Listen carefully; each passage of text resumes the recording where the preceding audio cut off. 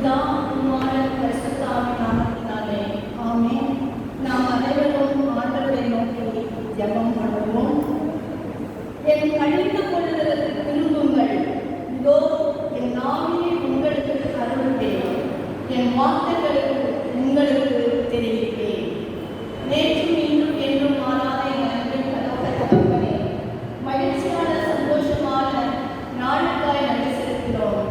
2021 வருஷத்திலே கடைசி மாதத்தை கட்டாவே முதல் ஞாயிற்றுக்கிழமை ஆராதனை அனுசரிக்கும்படி திருச்சபை மக்களால் எங்களுக்கு நீ கொடுத்த ஜீவன் சுகம் வெள்ளத்துக்காய் நன்றி செலுத்துகிறோம். எங்கள் தேவனே, உங்களுடைய கிருபை இந்நாள் வரை எங்களை தாழ்த்தினதற்காய் நாங்கள் நன்றி செலுத்துகிறோம். எங்கள் தினம் கூட கத்தாவே திருச்சபை மக்களுக்கு கத்தாவே திருச்சபை சார்பாக ஆண்டவரே கிறிஸ்து பிறந்த பண்டிகையில் ஆண்டவரே ஆசீர்வாதங்களை கொடுக்கும்படியாக நீ கொடுத்த கிருபைக்காய் ஸ்தோத்திரம். பிரயாணங்கள் எல்லாவற்றிலும் கூட இருந்து பத்திரமாக போகவும் வரவும் செய்த கிருபைக்காய் நன்றி செலுத்துகிறோம். இந்த நாளிலும் இந்த ஆராதனை கத்தாவே நீர் ஆசீர்வதியும். நாங்கள் பாடங்களை உற்சாகமாக பாடி கடந்து செல்லவும் ஆண்டவரே வேத வசனங்களை நாங்கள் கேட்கவும் அதன்படி நாங்கள் நடக்கவும் ஆண்டவரே திருவிருந்திலே நாங்கள் கத்தாவே பயபக்தியோடு பரிசுத்தத்தோடு கத்தாவே நாங்கள் பங்கு பெறவும் தேவனே கொடுக்கிற கிருபைகளுக்காய் நாங்கள் நன்றி செலுத்துகிறோம். இந்த நாளிலும் கூட கத்தாவே எங்களுக்கு செய்தியை கொடுக்கும்படியாக எங்களுடைய முன்னாள் சபை போதகரை கத்தாவே நாங்கள் வாழ்த்தி வரவேற்கிறோம். அவருடைய வருகைகளை கத்தாவே நல்ல செய்தியை நாங்கள் கேட்பதற்காய் நன்றி செலுத்துகிறோம். உடைய பிரயாணத்திற்காக கத்தாவே நாங்கள் நன்றி செலுத்துகிறோம். தொடர்ந்து உடைய கிருபையை தாய்களை நடத்துகிறோம். எங்கள் சபை போதகரையாவையும் அம்மாவையும் ஆசீர்வதியும். எங்கள் தினம் வித்தியாசமாக கத்தாவே நாங்கள் உற்சாகத்தோடு நல்ல புது பாடலை கத்தாவே அவர்கள் மூலம் நாங்கள் கற்றுக்கொண்டு பாடின பாடலுக்காய் நாங்கள் நன்றி செலுத்துகிறோம். அவர்களையும் ஆசீர்வதியும்.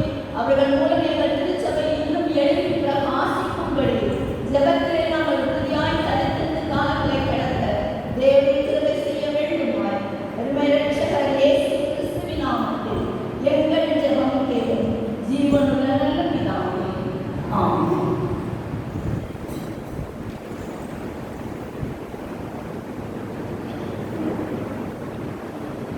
இந்த நாளின் காலை ஆராதனைக்கு ஆரம்பமாக அதிசயமான ஒளிமய நாடகம் என்று தொடங்கும். தேர்ட் எக்ஸில் 207வது பாடல், செகண்ட் எக்ஸில் 213வது பாடலை பாடுவோம்.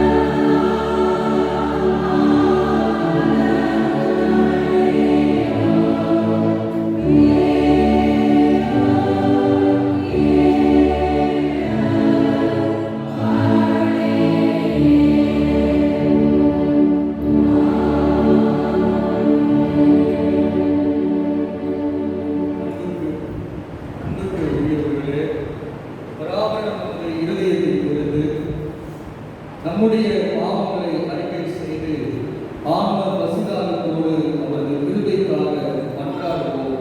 வாருங்கள்.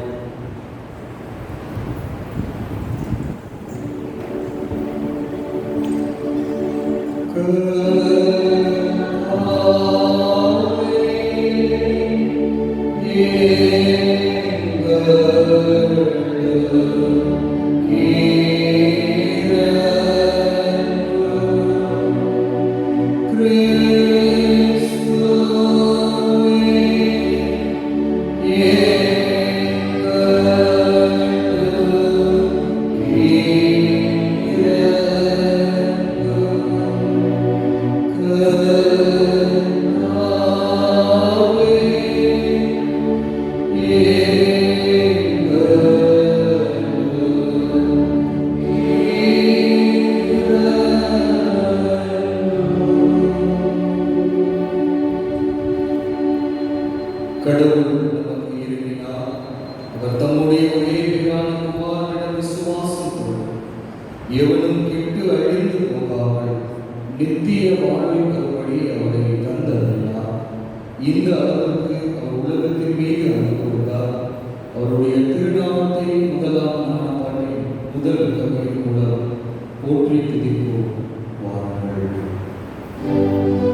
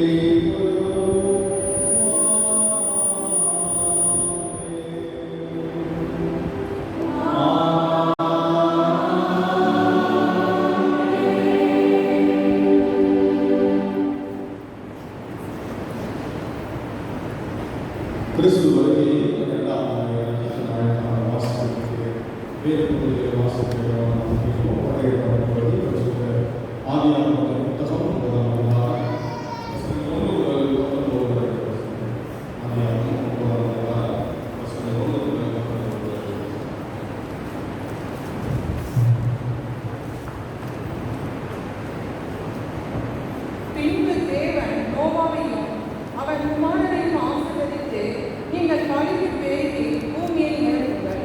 உங்களைப் பற்றிய பயமும் அச்சமும் பூமியிலுள்ள சகல மிருகங்களுக்கும் ஆகாயத்திலுள்ள சகல பறவைகளுக்கும் உண்டாயிருக்கும். பூமியிலே நடமாடுகிற யாவும் சமுத்திரத்தின் மச்சங்கள் யாவும் உங்களுக்கு கையளிக்கப்பட்டன.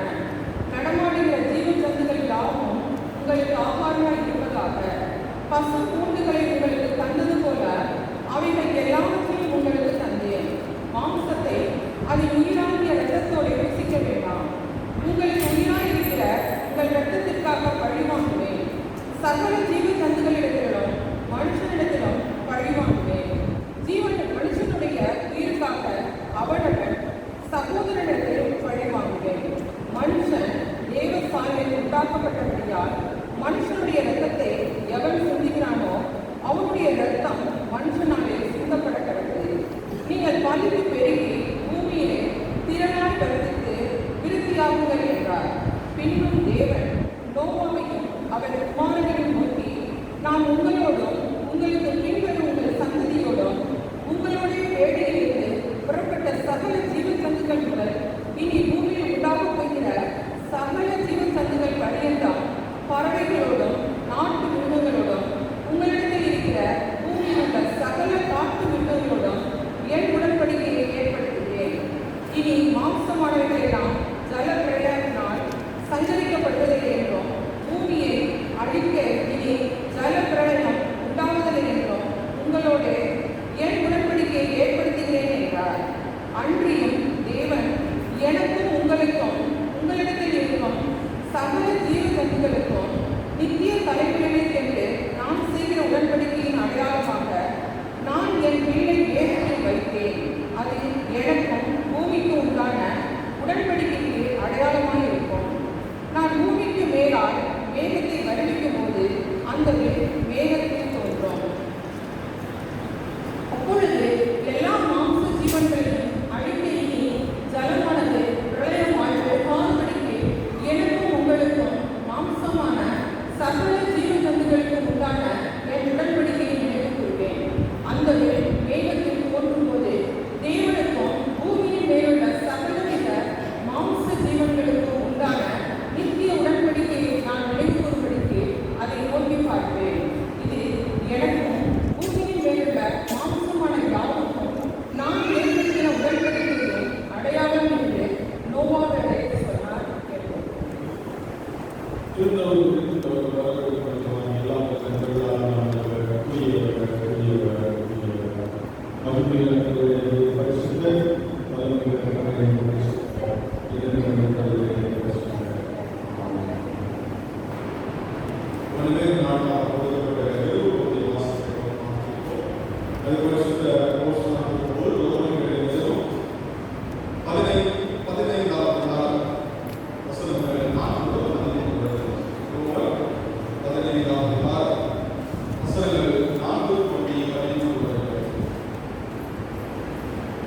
தேவ வசனத்தினாலும் பொறுமையினாலும் ஆதரவினாலும்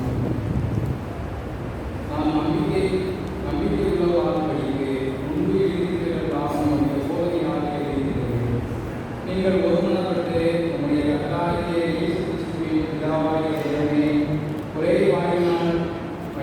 இருக்கும்படிக்கு பொறுமையும் ஆறுதலையும் அளிக்கும் தேவன் கிறிஸ்து இயேசுடைய மாதிரியின்படியே நீங்கள் ஏழு சிந்தையுள்ளவராக இருக்கும்படி உங்களுக்கு அனுகிரகம் செய்வாராக. ஆதலால் தேவனுக்கு மகிமை உண்டாக, கிறிஸ்து நம்மை ஏற்றுக்கொண்டது போல நீங்களும் ஒருவரை ஒருவர் ஏற்றுக்கொள்ளுங்கள். மேலும் பிதாக்களுக்கு வழங்கப்பட்ட வாக்குத்தத்தங்களை உறுதியாக்கும்படிக்கு தேவனுடைய சக்தியின் நிமித்தம் இயேசு கிறிஸ்து விருத்தி செய்ததன் உள்ளவர்களுக்கு ஊழியக்காரரான என்றும் புறஜாதியாலும் இரக்கத்தின் நிமித்தம் தேவனை மகிமைப்படுத்துகிறார் என்றும் சொல்கிறேன். அந்தபடி இது நிமித்தம் நான் புறஜாதிகளுக்குள்ளே உம்மை அழைக்க எண்ணி உம்முடைய நாமத்தை சொல்லி சங்கீதம் பாடுவேன் என்று எழுதியிருக்கிறேன். மேலும் புறஜாதிகளே அவருடைய ஜனங்களோட கூட கழிவுகள் என்கிறார். மேலும் புறஜாதிகளே எல்லாரும் கர்த்தரை துதியுங்கள், ஜனங்களே எல்லாரும் அவரை புகழுங்கள் என்றும் சொல்கிறார். மேலும் ஈசாயின் மேலும் புறஜாதியாரை ஆளும்படிக்கு எழுப்புகிறவருமாகிய ஒருவர் தோன்றுவார். அவரிடத்தில் புறஜாதியார் நம்பிக்கை வைப்பார்கள் என்று ஏசாயா சொல்கிறான். பரிசுத்த ஆவியின் பலத்தினாலே இவருக்கு நம்பிக்கை பெருகும்படிக்கு நம்பிக்கையின் தேவன் விசுவாசத்தினால் உண்டாகும் எல்லாவித சந்தோஷத்தினாலும் சமாதானத்தினாலும் உங்களை நிரப்புவாராக.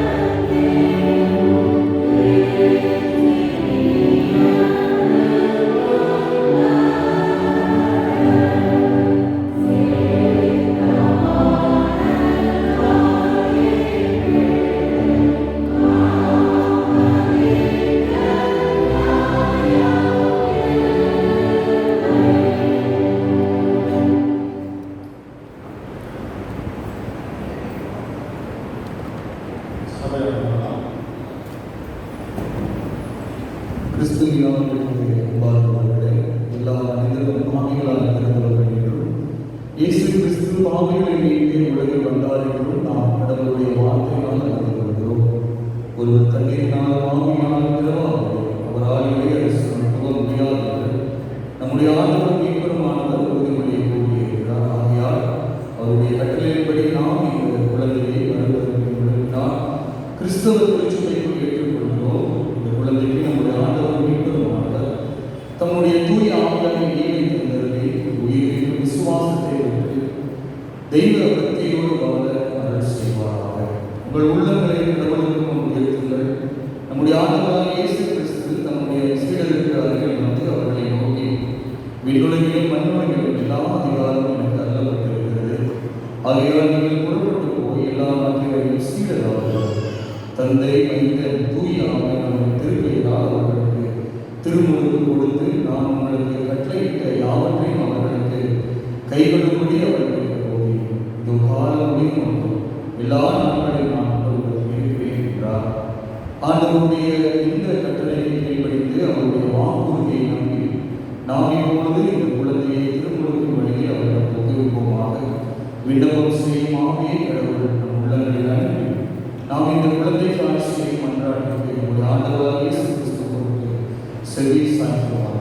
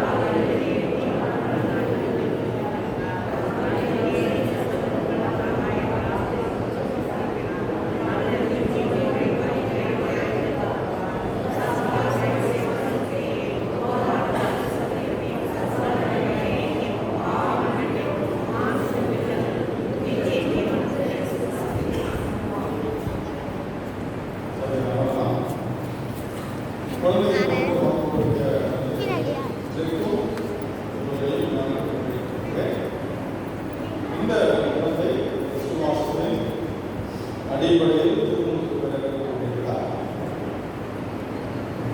இந்த குழந்தை விசுவாசம் தொடர்பு எல்லாம் விடவும் கிறிஸ்தவ விசுவாசத்தை நீங்கள்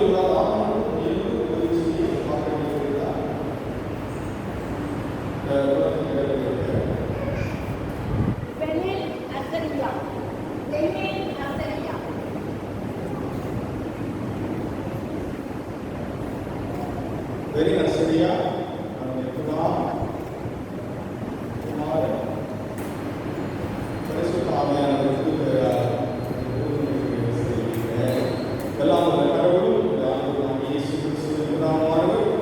தண்ணீரினாலும்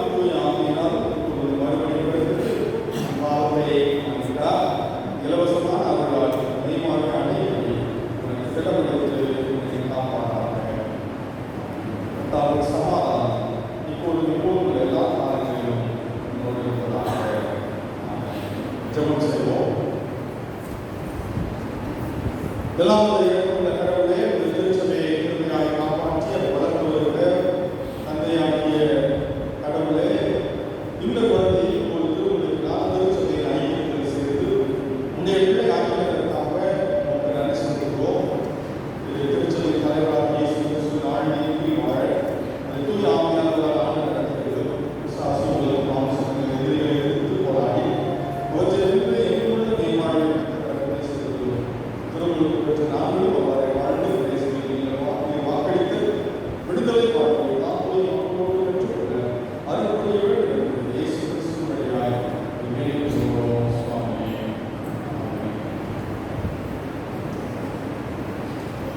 கிறிஸ்துவ சாட்சிகள் எல்லாம் கடவுளுடைய பிள்ளையாக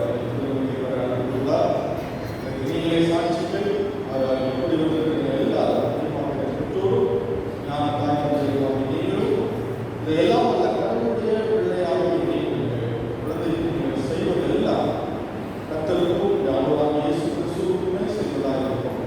இயேசு கிறிஸ்து கட்டளை யாவற்றையும் கைக்கொள்வதற்கு குழந்தையை சிறுவயதிலிருந்து பழகி தக்க காலத்தில் நிலப்படுத்த செய்யப்பட ஆவணம் செய்திருக்கிறார்கள். குழந்தை இயேசு கிறிஸ்துவை மற்றும் விசுவாசத்தில் முடிவு மற்றும் ராஜ்யத்திற்காக அவரை முடிப்போடு மிகுதியான கடலை கொடுத்து ஆண்டவருடைய மகிமை நடக்கிற செய்வார்களாக. திருச்சபையோடு வாழ்க்கை வளர்ச்சிக்கு உதவியாக இருப்பார்களாக. சமாதானம்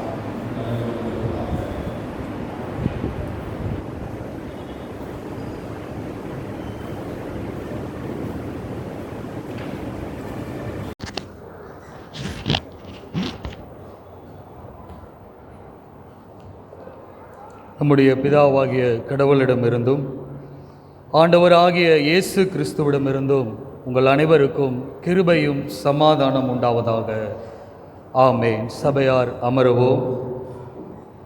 தலைகளை தாழ்த்தி நாம் யாவரும் ஆண்டவரை நோக்கி பார்ப்போம். ஒரு சில நிமிடங்கள்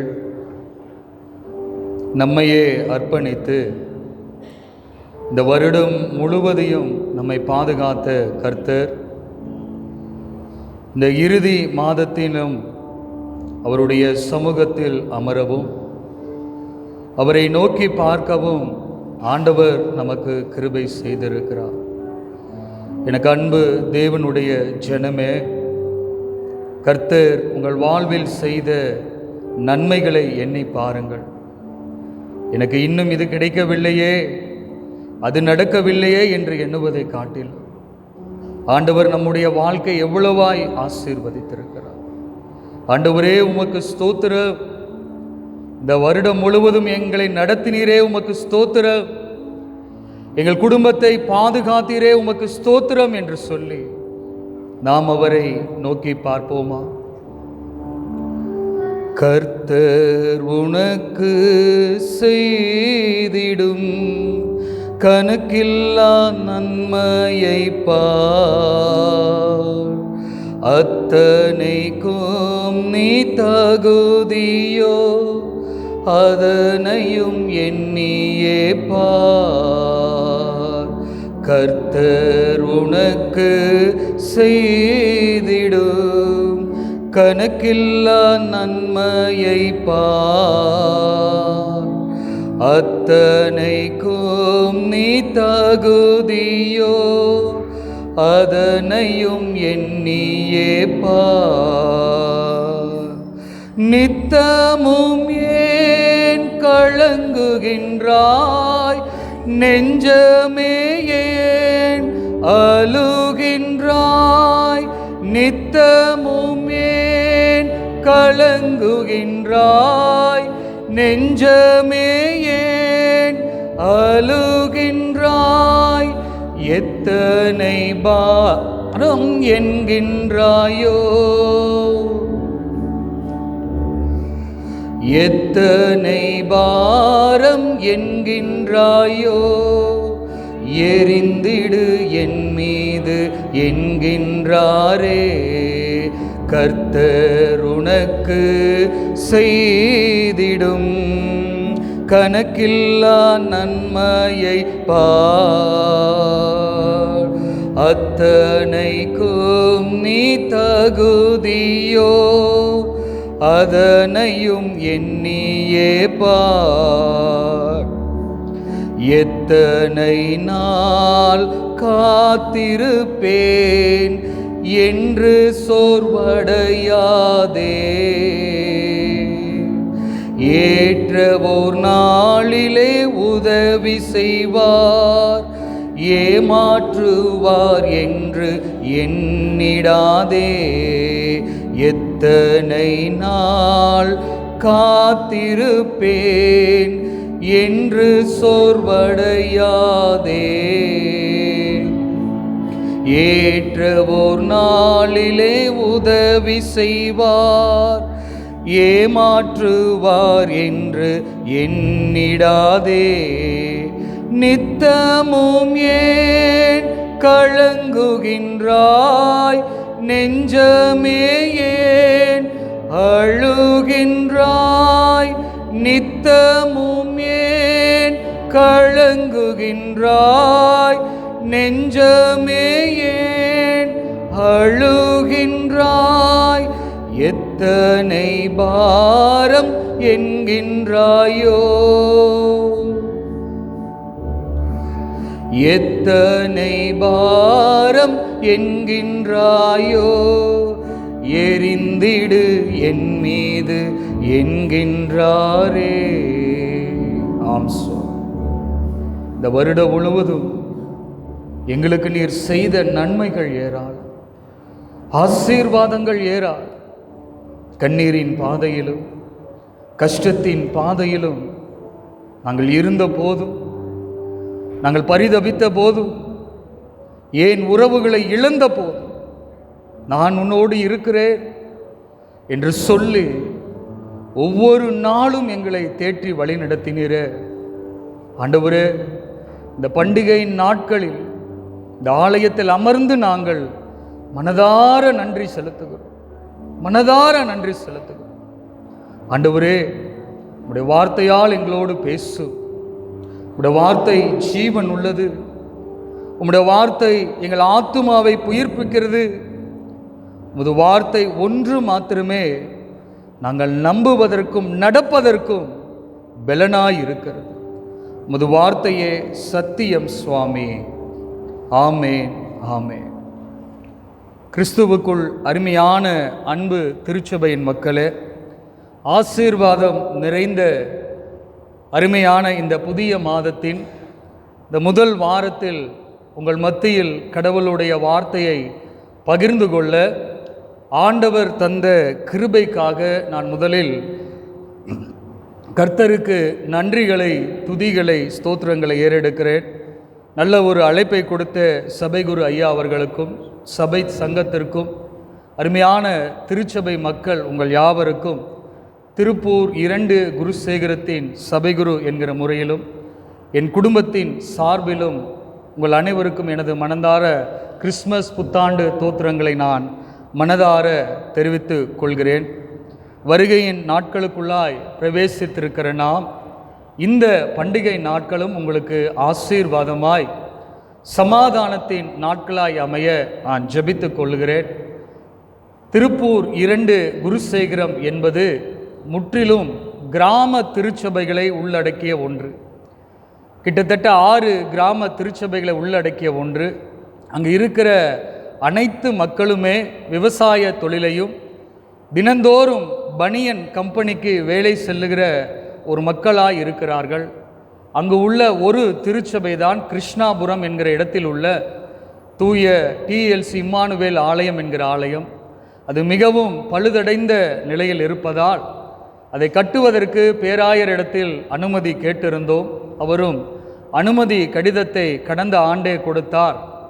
எதிர்பாராத விதமாக இந்த கொரோனா பெருந்தொற்றின் காரணமாக அதனுடைய தேவைகளை அநேக இடங்களுக்கு செல்ல அவை தடைப்பட்டது. இருப்பினும் அருமையான சபைகுரு ஐயா இடத்தில் ஒரு விண்ணப்ப கடிதத்தை ஜெபத்தோடு கொடுத்திருந்தோம்.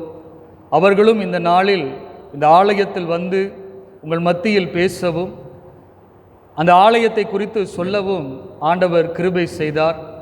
எனவே எனக்கு அருமையான அன்பு திருச்சபையின் மக்களே, உங்களால் முடிந்த உதவியை இந்த ஆலய கட்டுமான பணிக்கு தரும்படி நான் உங்களை அன்போடு கேட்டுக்கொள்கிறேன். ஆலயத்தை நாம் கட்டுவோம், கர்த்தர் நம் குடும்பத்தை கட்டுவார். எனவே இந்த நாளிலும் நம் அருளுரைக்காக எடுத்துக்கொள்ளப்பட்ட வேத பகுதி அருளுரை பகுதியான வெளிப்படுத்தின விசேஷம் 19ஆம் அதிகாரம் 13ஆம் வசனத்தை ஒருவர் படியுங்கள். வெளிப்படுத்தல் படிங்க.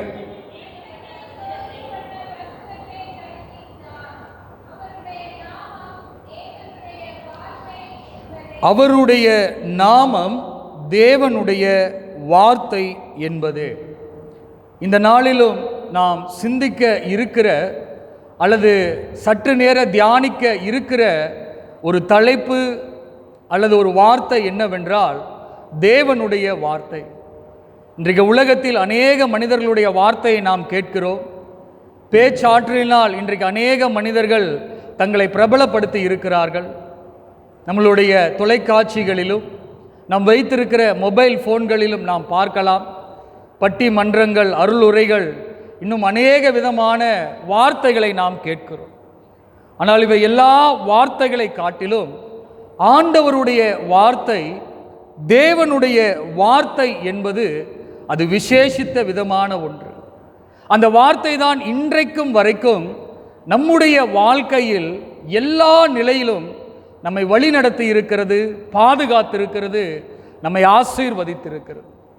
அருமையான தேவனுடைய பிள்ளைகளே, இன்றைக்கு கிறிஸ்தவர்களாய் இருக்கிற நாம் எத்தனை பேர் இந்த தேவ வார்த்தையை காது கொடுத்து கேட்டு இருக்கிறோம், இந்த தேவ வார்த்தைக்கு நேராய் நம்மை அர்ப்பணித்திருக்கிறோம் என்று நமக்குள்ளாய் ஒரு கேள்வியை எழுப்பினால், அநேக நேரம் இந்த கடவுளுடைய வார்த்தையை நாம் அநேக நேரம் கேட்க தவறிய மக்களாய் இருந்திருக்கிறோம்.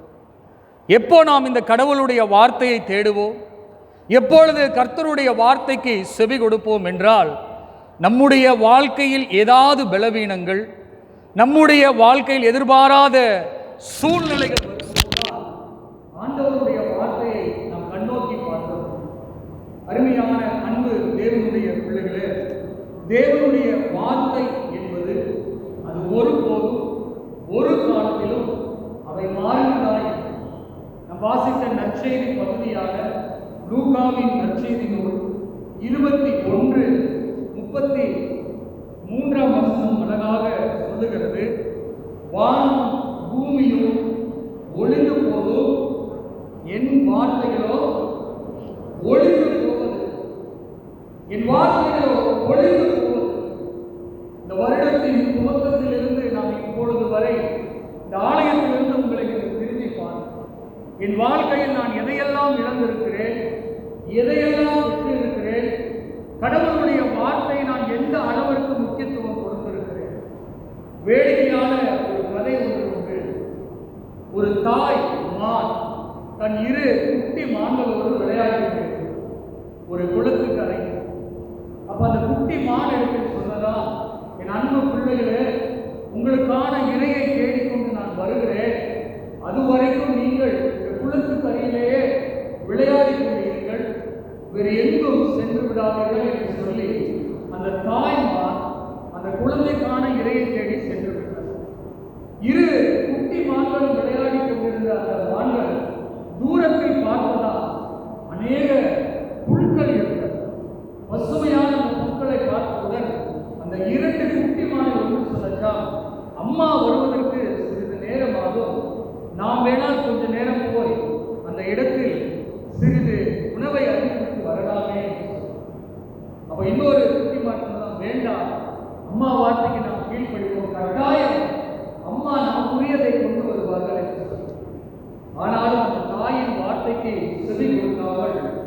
அந்த குட்டி மானோ அங்கு சென்று அந்த புற்களை கொண்டிருக்கிறது. தூரத்தில் இருந்து பார்த்த புலி அந்த குட்டி மானை கதற கதற அவை அடித்தது. புற்றுயிராய் கொலையுயிராய் கிடந்த அந்த மானை எடுத்துக்கொண்டு வந்தது. தூரத்திலிருந்து பார்த்த ஒரு நரி அந்த புலியிடத்தில் கேட்டதா, ஐயா, இந்த மானை கொண்டு வந்திருக்கிறீர்களே, எதை நோக்கத்தோடு அப்படின்னு சொல்லி. இது எப்பொழுதும் நான் மிகவும் கவனித்துக் கொண்டே இருந்தேன், இந்த நாளில் தான் இந்த குட்டி மான் எனக்கு இரையானது என்று சொல்லி. அந்த புலிக்கு எப்பொழுதும் ஒரு பழக்கம் இருக்கிறதா, எப்பொழுது வெளியில் சென்றாலும் அல்லது ஒரு பிராணியை அடித்து விட்டாலும் குளித்து விட்டு வந்து சாப்பிடும். அவங்க நரி இடத்தில் கொடுத்து விட்டு போச்சாங்க. என் நரி, நான் வர வரைக்கும் இந்த குட்டி மானை நீ பத்திரமா பார்த்துட்டு நான் போய் குளிச்சுட்டு வந்துடுறேன். குளிக்க போன அந்த நேரத்தில் இந்த நரிக்கு ஒரு ஆசை, ஐயோ என்னைக்கும் இல்லாத இன்னைக்கு இந்த மான் கிடைச்சிருக்கு, ஒருவேளை இந்த புலி வந்து சாப்பிட்டா முழுசையும் சாப்பிடும், நாம் அதனுடைய சுவையை கொஞ்சம் பார்க்கணுங்க என்று சொல்லி அதனுடைய இரு காதுகளை அவை சாப்பிட்டு, இரு காதுகளை சாப்பிட்டு சற்று நேரத்தில் வந்த புலி அந்த மானை பார்க்கிறது, அதனுடைய இரு காதுகளும். அப்போ அந்த நிறைய இடத்தில் கேட்டுதான், நான் கொடுக்கும் போது இரு காதுகளும் இருந்தது, எங்கே போனோம்? நரி சத்தியம் செய்ததான், ஐயா மானுக்கு காதே, மானுக்கு காதே, நீ பொய் சொல்ற, அவங்க அம்மா எடுத்து இப்ப கேட்கலான்னு சொல்லி அந்த குற்றுயிராய் கிடந்த அந்த குட்டி மானை எடுத்துக்கொண்டு தாயாக அது செத்ததாய் உயிரிழந்த நிலையில் வருவதை பார்த்த அந்த தாய் வேதனையோடு அந்த குட்டி மானை பார்த்ததான். அப்பொழுது அந்த புலி போய் கேட்டுச்சான், உன்னுடைய குழந்தைக்கு அல்லது நீ வைத்திருந்த அந்த குட்டி மானுக்கு காது இருக்குதா இல்லையா? அப்ப அந்த தாய் அழுது கொண்டே சொல்றா, உண்மையிலே எனக்கு காது இல்லை, உண்மையிலே காது இல்லை, இருந்திருந்தால் என் வார்த்தையின்படி அது நடந்திருக்கும், ஜீவனோடு விளையும், இருந்திருந்தால் அது என் வார்த்தையின்படி நடந்திருக்கும், ஜீவனோடு விளையும். ஒரு வேடிக்கையான கதையாக இருந்தாலும் இன்னைக்கு நம்முடைய வாழ்க்கையில் ஆண்டவர் நமக்கு கொடுத்த இந்த வேத வார்த்தையை எந்த அளவிற்கு நீங்களும் ஞானம் பார்க்கிறோம், தியானிக்கும், நம்மையே நாம் சிந்தித்து பார்க்கிறோம். ஒரு ஆச்சரியமான ஒரு கேள்வி கேட்கும் என்றால், இன்றைக்கு இந்த ஆலயத்திற்குள்ளாய் வருவதற்கு முன்பாக நான் ஏற்கனவே உங்களிடத்தில் கேட்டிருக்கிறேன் என்று நினைக்கிறேன், நம்ம எத்தனை பேர் முக கண்ணாடியை பார்த்து வந்தோம்? இன்னைக்கு காலையில சர்ச்சுக்கு வரும்போது உங்களை எத்தனை பேர் கண்ணாடியை பார்த்து வந்தீங்க? நீங்க எல்லாரும் அழகானவங்க தான், உங்க அழகுல நான் எந்த குறையும் சொல்றேன். எதற்காக பார்த்தீர்கள்? ஏதாவது குறை இருக்கிறதா? ஒரு பக்கம் பவுடர் போட்டு ஒரு பக்கம் போடாமல் ஏதாவது ஒரு குறை இருக்கிறதா? அதுக்காக தினமும் நம்முடைய வேலைகளில் எதையும் தவறுவதில்லை. வருடத்தின் நிறைவு நாள் திருவிருந்தை பெற இருக்கிற நாம் இன்றைக்காக வேதத்தை திறந்து நம்ம எத்தனை பேர் பார்க்கிறோம்? உங்களுக்குள்ளாய் உங்கள் மனசாட்சிக்கு முன்பாய் நான் வைக்கிற ஒரு கேள்வி, அருமையானவர்களே, இழந்தவர்களுக்கு தான் அந்த வழிகள். இந்த வருடத்தில் அநேக மனிதர்களை நாம் இழந்திருக்கிறோம். யோசித்து பார், இந்த வார்த்தை நமக்கு இல்லை என்றால் நம்முடைய வாழ்க்கை என்றைக்கோ எப்படியோ ஒரு பக்தன் அழகாய் சொன்னான், பைபிள் என்கிற வார்த்தையின் பொருள் பேசிக் இன்ஸ்ட்ரக்ஷன் பிஃபோர் லீவிங் எர்த். பேசிக் இன்ஸ்ட்ரக்ஷன் பிஃபோர் லீவிங். இந்த உலகத்தில் நீ எப்படி வாழ வேண்டும், நீ எப்படி பேச வேண்டும், எப்படி இருக்க வேண்டும், எல்லா காரியமும் இந்த வேத வார்த்தை நமக்கு கற்றுத் தந்திருக்கிறது. மனுஷ வார்த்தை நம்புது, உறவின் வார்த்தை நம்புது, கர்த்தருடைய வார்த்தையை நம்ம எத்தனை பேர் ஏற்றுக்கொண்டிருக்கிறோம்? சங்கீதங்களின் புத்தகம் 19ஆம் சங்கீதம் 7ஆம் வசனத்தை ஒருவர் படியும். சங்கீதம் 19:7. கர்த்தருடைய வேதம் குறைவற்றதும் என் ஆத்துமாவை உயிர்ப்பிக்கிறதுமாய் இருக்கிறது. ஏன் இந்த வேதத்தை நாம் வாசிக்க வேண்டும், தியானிக்க வேண்டும் என்றால் அது என்னுடைய குறைகளை என்னை எடுத்திருந்து விலக்கி போடுகிறது. என்னுடைய பலவீனங்களை, என்னுடைய சோர்வுகளை, எல்லா காரியத்திற்கும் பதில் இந்த வேதத்தில் இருக்கிறது. தாவீது எவ்வளவு அழகாய் சொல்கிறார், கர்த்தருடைய வேதம் குறைவற்றதும் என் ஆத்துமாவை உயிர்ப்பிக்கிறதுமாய் இருக்கிறது. எனக்கு அன்பார்ந்த அன்பு தேவனுடைய பிள்ளைகளே, இன்றைக்கு நம்முடைய வாழ்க்கையில் நாம் இந்த வேத வார்த்தையை, தேவனுடைய வார்த்தையை எவ்வளவு முக்கியத்துவம் கொடுக்கிறோம். இந்த வருகையின் நாட்கள் என்பது ஒரு பண்டிகை மாத்திரம் நமக்கு குறிப்பதல்ல. இந்த வருகை நாட்கள் நமக்கு ஒரு பண்டிகை நாட்களை மட்டும் குறிப்பதல்ல. ஆண்டவருடைய வருகையின் எச்சரிக்கையும் ஒவ்வொரு வருடமும் நமக்கு தருகிறது. ஒரு வருடத்தில் 52 வாரங்கள். இந்த 52 வாரங்களில் நான் எத்தனை முறை ஆலயத்தில் அமர்ந்து அல்லது என் இல்லங்களில் அமர்ந்து இந்த வேதத்தை பார்க்கிறேன். ஒரு இறையிலாளர் அழகாக சொன்னார், ஒரு அழகான பழமொழி, உன் நண்பன் யார் என்று சொல், நீ யார் என்று சொல்லுகிறேன். உன் நண்பன் யார் என்று சொல், நீ யார் என்று சொல். ஒரு இறையிலாளர் சொன்னார், உன் வேதாகமத்தை நீ காட்டு, நீ எப்படிப்பட்டவன் என்று நான் வேதாகமத்தை நீ காட்டு, நீ எப்படிப்பட்டவன் என்று நான் உனக்கு சொல்லுவேன். நம்மையே நாம் இந்த நாளில் சிந்தித்து பார்ப்போம். இந்த தேவ வார்த்தை எனக்கு எதை தருகிறது? இந்த வேத வார்த்தை எதை நமக்கு தருகிறது? பாரம்பரிய கிறிஸ்தவர்களாய் இருக்கிற நாம் இந்த வேத வார்த்தை பார்ப்பதல்ல, ஆனால் மற்ற திருச்சபைகளை பாருங்கள், ஆண்டவரை ஏற்றுக்கொண்ட வைராக்கியம் உள்ள மக்களை பாருங்கள். அவர்களிடத்தில் செல்வம் இல்லை, பணம் இல்லை, ஆனால் ஆலயத்திற்கு போகின்ற போது தவறாமல் அவர்கள் கைகளில் இருப்பது வேதாகம். வேதாகம் வேதாகம் தேவ வார்த்தை அந்த அளவிற்கு நம்முடைய வாழ்க்கையில் அவை இடைபடக்கூடியதாக இருக்கிறது. 3 காரியங்கள் சுருக்கமாய் பார்ப்போம். இந்த வேத வார்த்தை நமக்கு எதை தருகிறது? எதுக்காக இந்த வேதத்தை படிக்க நாம் இவ்வளவு முயற்சி மேற்கொள்ளும்? படிக்க பார்க்கலாம். சங்கீதங்களின் புத்தகம் 119ஆம் சங்கீதம் 165ஆம் வசனம். சங்கீதம் 119. உம்முடைய வேதத்தை நேசிக்கிறவர்களுக்கு மிகுந்த சமாதானம் உண்டு, அவர்களுக்கு இடரடில்லை. இந்த வேதம் முதலாவது தருகிற ஆசீர்வாதம் சமாதானத்தை தருகிறது. சமாதானத்தை தருகிறது. எனக்கு அருமையான அன்பு தேவனுடைய பிள்ளைகளே, வேத வார்த்தை சொல்லுகிறது, மனுஷன் உலகம் முழுவதையும் ஆதாயப்படுத்திக் கொண்டாலும் தன் ஜீவனை நஷ்டப்படுத்தினால் அவனுக்கு லாபம் என்ன?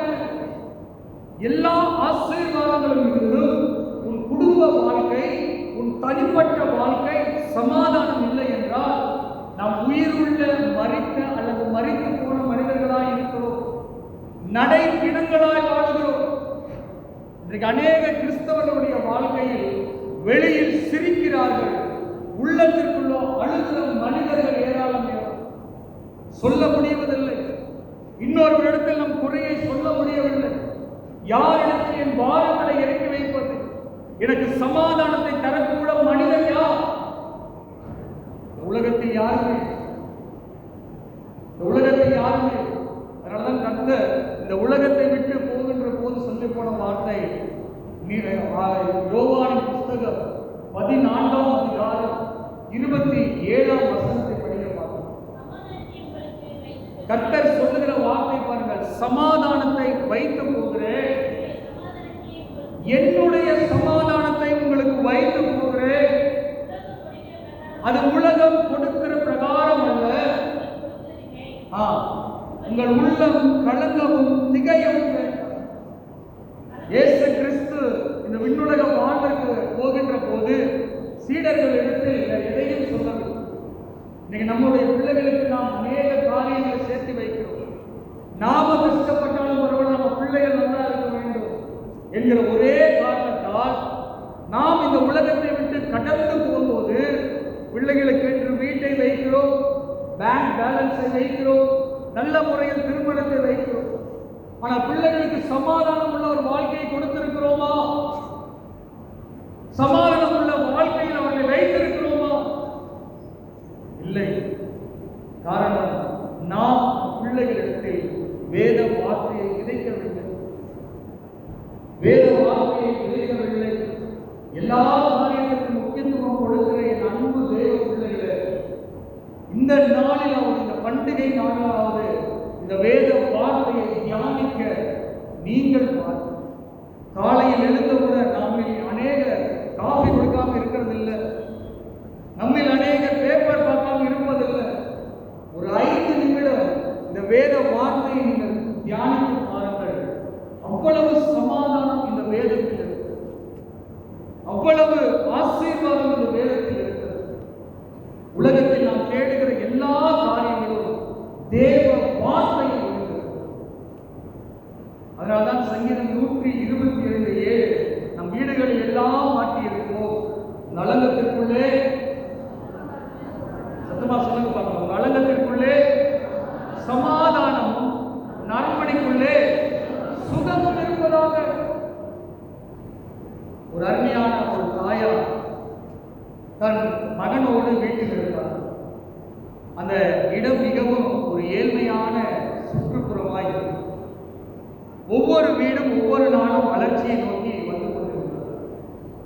அந்த மகன் அங்கு இருக்கிற ஒவ்வொரு வீட்டையும் பார்க்கிறான். நண்பர்கள் வீட்டுக்கு மாலையில் சென்று விளையாடுகிறார். அப்படி பார்த்தால் ஒவ்வொரு வீட்டிலும் ஒவ்வொரு புதிய புதிய பொருட்களை வாங்குகிறார். சைக்கிள் ஓட்டிக் கொண்டிருந்த மனிதர் வாகனத்தை வாங்குகிறார். வானொலி வைத்திருந்தவர் தொலைக்காட்சியை வாங்குகிறார். குளிர்சாதன பெட்டி இல்லாதவர்கள் குளிர்சாதன பெட்டியை வாங்குகிறார்கள். இவை எல்லாவற்றையும் அந்த மகன் ஒவ்வொரு நாளும் பார்க்கிறார். பார்த்துவிட்டு ஒரு நாள் அந்த தாயிடம் கேட்கிறார், அன்பு அம்மா, நம்ம பக்கத்து வீட்டில் இருக்கிறவங்க புதிய வண்டி வாங்கியிருக்காங்க, இந்த பக்கம் வீட்டில் இருக்கிறவங்க என்னென்னமோ வாங்கியிருக்காங்க, நம்ம வீட்டில் அந்த ஏன் மட்டுமா ஒண்ணுமே இல்லை, நம்ம இன்னும் இந்த கஷ்டத்தோடவே இருக்கிறோம். அப்போ அவங்க அம்மா சொன்னாங்க, தம்பி, வீட்டில் அது இல்லை இது இல்லைன்னு நினைக்காத, குடும்பத்தில் நிம்மதி இருந்தால் போதும், குடும்பத்தில் சமாதான நிம்மதி இருந்தால் போதும். அதை உணர்ந்தவர்களுக்கு தெரியும் அந்த ஆசீர்வாதம் எப்படிப்பட்டது என்று. அதை அனுபவிக்கிற உங்களுக்கு தெரியும் அந்த சமாதானம் எப்படிப்பட்டது. அருமையான தேவனுடைய பிள்ளைகளே, நீங்கள் போராட்டத்தின் மத்தியில் வாழ்ந்து கொண்டிருக்கலாம், கண்ணீரின் மத்தியில் வாழ்ந்து கொண்டிருக்கலாம். உங்களுக்கு சமாதானம் எந்த மனிதனாலும் தரணும். ஆண்டவர் ஒருவரை தரும். ஆண்டவர் ஒருவரை தரும். முதலாவது இந்த தேவ வார்த்தை நமக்கு சமாதானத்தை தருகிறது. இரண்டாவது ஒரு காரியம் வாசியுங்கள். யோவானின் புத்தகம் 6ஆம் அதிகாரம் 68-69 வசனங்களை.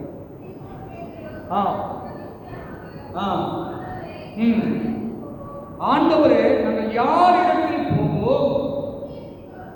நித்திய ஜீவ வசனங்கள் உம்மிடத்தில் மாத்திரம் உண்டு. நீ ஜீவனுள்ள தேவனுடைய குமாரனாகிய இயேசு கிறிஸ்து என்று நாங்கள் விசுவாசித்தோம், அறிந்தும் இருக்கிறோம். இரண்டாவது காரியம், தேவ வார்த்தை நமக்கு வாழ்வை தருகிறது. வாழ்வை ஒரு டிவியில் வந்த ஒரு விளம்பரம், நீங்கள் அநேகர் பார்த்திருப்பீர்களோடு அந்த விளம்பரம் வருவது ஒரு நகைக்கடையின் விளம்பரம். அழகழகாய், அதிசயமாய், விதவிதமாய், வித்தியாசமாய், வேற அடுத்த வார்த்தை என்ன சொல்லுங்க பார்ப்போம். நிஜ நிஜமாய், நிச்சயமாய். என்னவா, என்ன கடைங்க? சுத்தமா சொல்லுங்க. சொல்லுங்க. கஜானா ஜுவல்லரி. அழகழகாய், அதிசயமாய், விதவிதமாய், வித்தியாசமாய், நிஜ நிஜமாய், நிச்சயம். அப்ப இந்த உலகத்தில் எல்லா காரியம் இருக்கிறது, எதுவும் எனக்கு நித்தியத்தை கொண்டு போனார். அந்த வார்த்தையின் முடிவுதான் முக்கியம். அழகழகாய் 1000 காரியங்கள் வரும். உங்களுடைய வாலிப நாட்களில் காணப்பட்ட அழகான காரியங்கள் இன்றைக்கு பழமையானது. இன்றைக்கு சிறு பிள்ளைகள் கண்களில் காணுகின்ற காரியம் அழகாய் காணப்படும். ஆனால் நம்முடைய வாழ்க்கையில் இந்த வேத வார்த்தை ஒன்றுதான் நமக்கு வாழ்க்கை தருகிறது. பேதுரு அழகாய் சொல்லுகிறார்கள், யார் இடத்தில் ஆண்டவரை நாங்கள் போவோம்? நித்திய ஜீவ வசனங்கள் உம்மிடத்தில் மாத்திரமே. இன்னைக்கு நாம் எண்ணுகிற காரியம் என்ன? என் வாழ்க்கையில் இன்னும் நான் எதிர்பார்த்த காரியம் கிடைக்கவில்லையே, நான் ஜெபித்திருக்கிற காரியம் நடக்கவில்லையே, நான் இன்னும் எதற்காக இந்த பூமியில் இருக்க வேண்டும்? நான் ஜெபித்து ஜெபித்து பார்க்கிறேன், இன்னும் இந்த காரியம் தடைபடுகிறது. அருமையான தேவனுடைய பிள்ளைகளே, ஒவ்வொருவரை குறித்தும் கர்த்தருக்கு ஒரு நோக்கம். நம்முடைய பார்வையில் அற்பமாய் இருக்கலாம், அல்லது மற்றவர் பார்வையில் அற்பமாய் காணப்படலாம். கர்த்தருடைய பார்வையில் நீங்கள் எல்லாரும் விசேஷித்தவர். அதனால தான் இந்த நாளில் இந்த ஆலயத்தில் அமர்கின்ற ஒரு பாக்கியத்தை கர்த்தர் கொடுத்திருக்கிறார். ஆபகுக்கின் புஸ்தகம் 2ஆம் அதிகாரம் 3ஆம் வசனத்தை படிக்க பார்க்கலாம். நல்ல கவனிங்க. உங்களை குறித்த காலத்திற்குரிய தரிசனம் இன்னும் வைக்கப்பட்டு இருக்கிறது. முடிவிலே அது விளங்கும். அது பொய் சொல்லாது. அது தாமதித்தாலும் அதற்கு காத்திரு. அது நிச்சயமாய் வரும். அது தாமதிப்பதில்லை. வசனங்களை தேடி வாசிக்கப்படவில்லை, சொல்லி ஜெபிக்கப்படவில்லை. பிள்ளைகளிடத்தில் ஒரு பொருளை வாங்கி தரேன்னு சொல்லிட்டீங்க, நீங்க வாங்கிட்டு வராம வந்துடுறீங்க. நம்ம பிள்ளைகள் நம்ம இடத்துல எப்படி கேட்பாங்க? நீ வாங்கி தரேன்னு சொன்னீங்க, அதுக்காகத்தானே நான் அந்த வீட்டை கூப்பிட்டேன். நீ வாங்கி தரேன்னு சொன்னீங்க, அதனாலதான் இந்த வேலையை செஞ்சேன். சொல்றோமா இல்லையா? அதே போல ஆண்டவரே நிச்சயமாய் வரும் என்று சொல்லி இருக்கிறீரே, நான் விசுவாசிக்கிறேன். இந்த வேத வார்த்தையை நம்புகிறேன். இந்த வேத வார்த்தையை ஏற்றுக்கொள்கிறேன். இந்த வார்த்தையின்படி எனக்கு செய்யும். இந்த அன்பார்ந்த தேவனுடைய பிள்ளைகளே, ஆண்டவருடைய வார்த்தை நமக்கு வாழ்வை தரக்கூடிய ஒன்றாய் எந்த நிலையிலும் இந்த வார்த்தை தான் நம்மை தாங்கக்கூடிய ஒன்றாய் இருக்கிறது. யோபுவின் புஸ்தகம் 4ஆம் அதிகாரம் 4ஆம் வசனம் பாருங்கள், அழகாய் சொல்லப்பட்டிருக்கிறது. யோபு 4:4. விழுகிறவனை உம்முடைய வார்த்தைகளால் நிற்க பண்ணி தள்ளாடுகிற முழங்கால்களை பலப்படுத்தினே. விழுகிறவனை உம்முடைய வார்த்தைகளால் நிற்க பண்ணி தள்ளாடுகிற முழங்காலை பலப்படுத்துகிறேன். இந்த சரீரம் என்பது ஒரு பலவீனமான, எப்போ என்ன நேரிடும் என்று நம்ம யாருக்குமே தெரியாது. இந்த நிமிடம் இருக்கிறோம், அதுதான் நிச்சயம். அடுத்த நிமிடம் நம்முடைய வாழ்க்கை தெரியாது. ஆனால் வேதம் சொல்லியிருக்காங்க, விழுகிறவனை உங்களுடைய வார்த்தைகளால் தாங்க பண்ணுது. என்ன அழகான வார்த்தை! யோபு எவ்வளவு அழகாய்!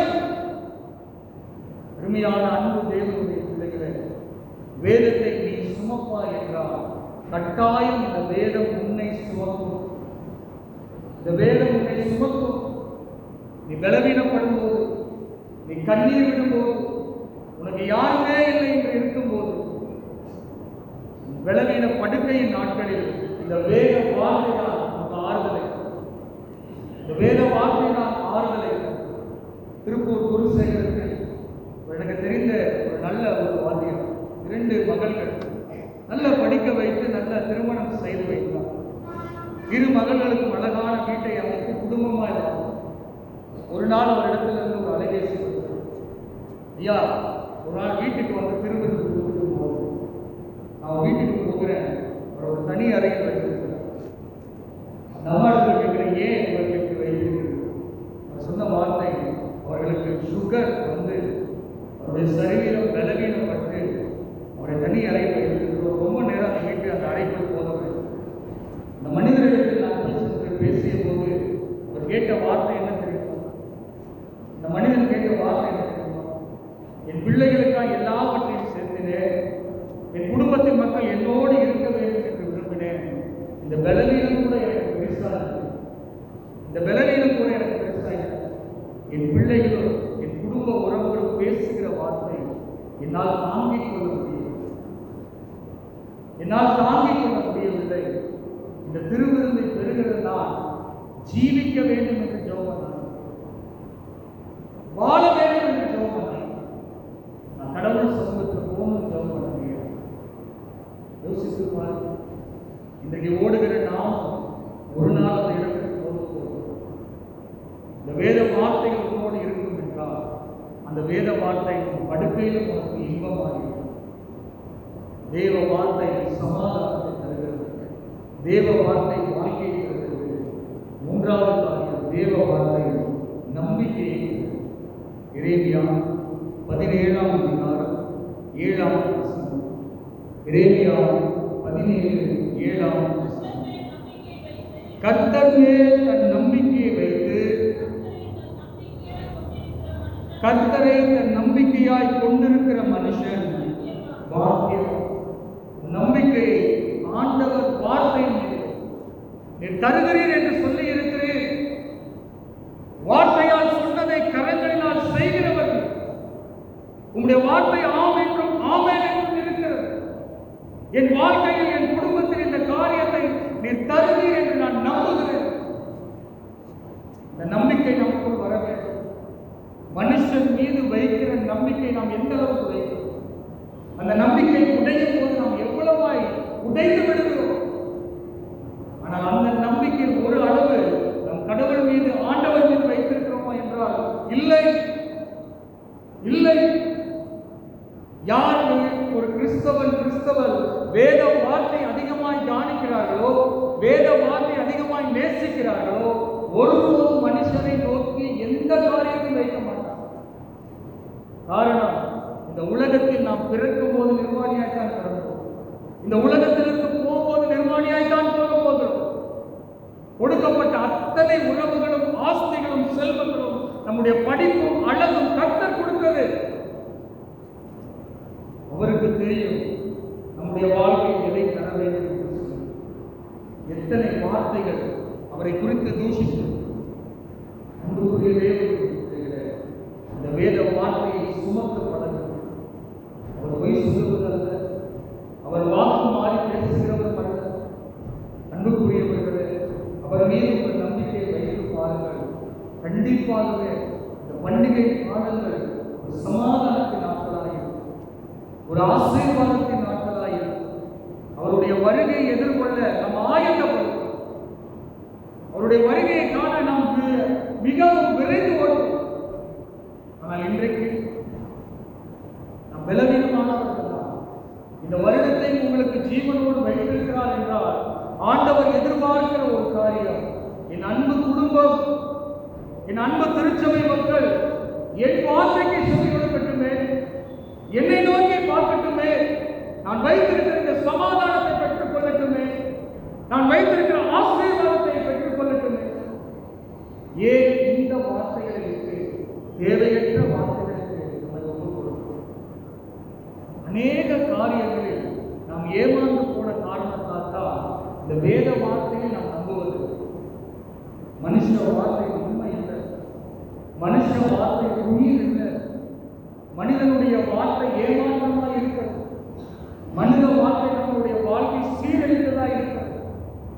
ஆனால் ஒவ்வொரு வாரமும் இந்த ஆலயத்தில் அமரும் போது ஏதாவது ஒரு வார்த்தை உங்களோடு பேசியிருக்கிறது, உங்களை தொட்டு இருக்கிறது, உங்களை வழிநடத்தி இருக்கிறது. அப்படிப்பட்ட இந்த வேதத்தை ஒருவேளை எனக்கு அருமையான தேவனுடைய பிள்ளைகளை இந்த நாளிலிருந்து நாம் இறுதி அழைத்து வசனத்தை தியானிக்க தொடங்கும்.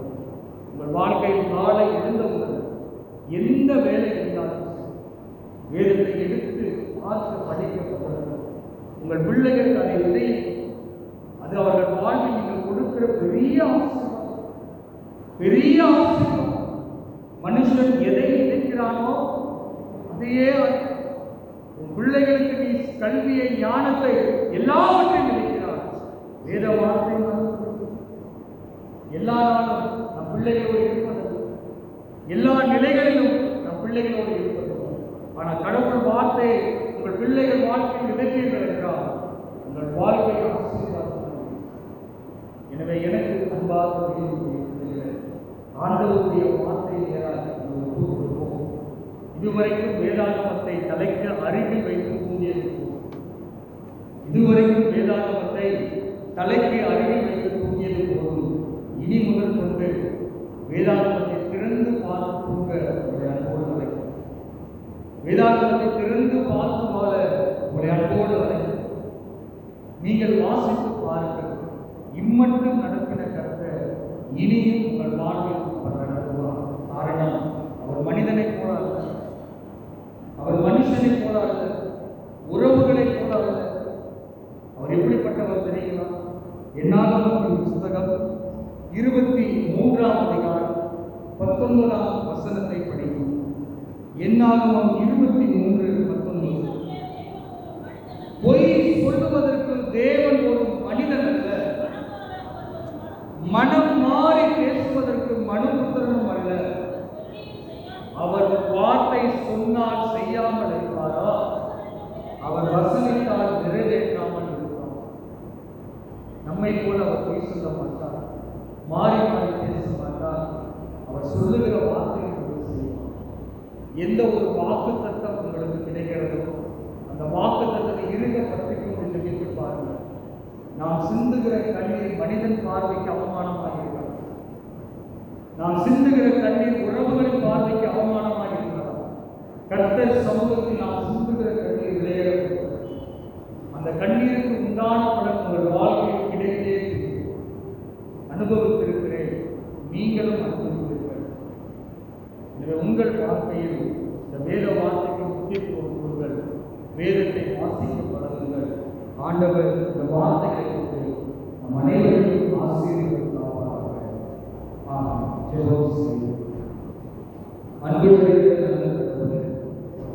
வானம் பூமியும் ஒளிந்தாலும் என் வார்த்தைகள் ஒளிந்து போவதில்லை. வேத வார்த்தைகள் தகப்பனே, இந்த நாளில் நாங்கள் கேட்ட சத்திய வசனத்திற்காக நன்றி. தேவனுடைய வார்த்தை வழங்குகிறது, தேவனுடைய வார்த்தை நீதிக்கிறது, தேவனுடைய வார்த்தை சமாதானம். ஆண்டவரே, எங்கள் பிள்ளைகளுக்காக, எங்கள் பிள்ளைகள் வாழ்வதற்காக, எங்கள் தனிப்பட்ட வாழ்வதற்காக இனி இந்த வேதத்தை படிக்க, தியானிக்க எங்களுக்கு வல்லமை. உங்களுடைய கருத்தில் எங்கள் அனைவருக்கும் பாதுகாப்பு, ஆசீர்வாதம், வழி மீட்பர் நாமத்தில் ஜெபிக்கிறோம். ஜீவன் உள்ள நல்ல தகப்பனே. ஆமென்.